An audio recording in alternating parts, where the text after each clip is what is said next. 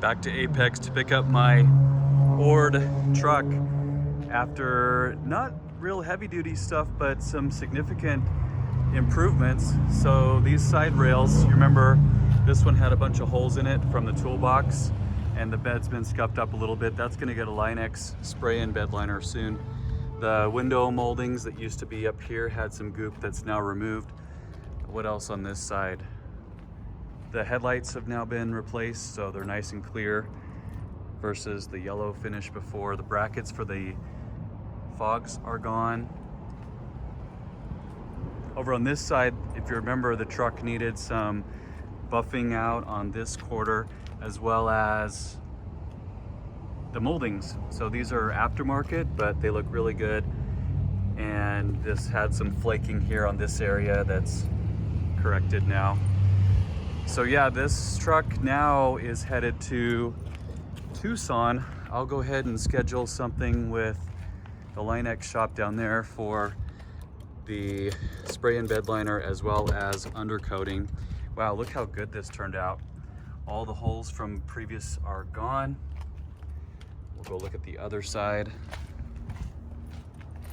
I'm glad I went that route versus just covering it up with a universal piece of aluminum or something, because it makes it look a little more factory, a little more clean.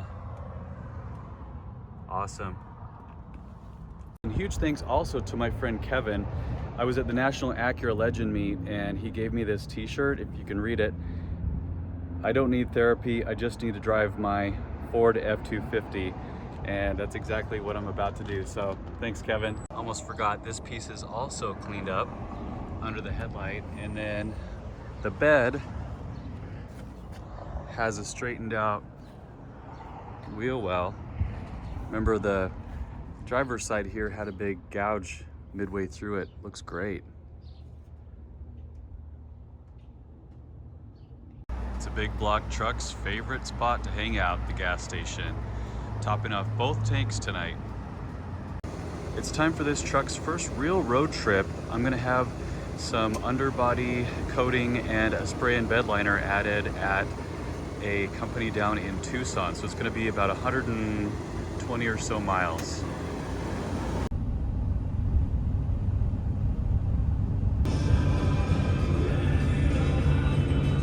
About halfway to Tucson. So far so good, although this thing did manage to guzzle about half a tank of gas. So I'm gonna go ahead and fill up the front tank while I'm at it. I'll give you another report when I get down to Tucson. Welcome to Tucson, where today's the day. This F-250 is gonna get some attention in the bed and on the underbody. This long bed is partially prepped, but ready for the spray-in install of the Line-X liner. At the same time, this shop is also known for being able to do undercoating. So earlier this week, I did a little bit of cleanup on the trim here. I think this is stainless steel or aluminum or something, but I cleaned all this up with a Mother's quick polish. So those look really good, but the truck, having spent a good part of its life in Spokane area, it has some surface corrosion. You can see pretty evident here, and especially on the areas that you can see inside the wheel well. So for me, not only is this going to serve as kind of a rust abatement measure, but I also want to make the truck a little bit more cosmetically presentable for upcoming shows and things like that. So this underbody is going to get some undercoating for protection and curb appeal. You can see the current condition there. It's not any rust through or serious rot, but it is something that's worth addressing before it gets worse, and also it'll make the truck just look a little bit better going down the road. Here's the truck midway through. Wow.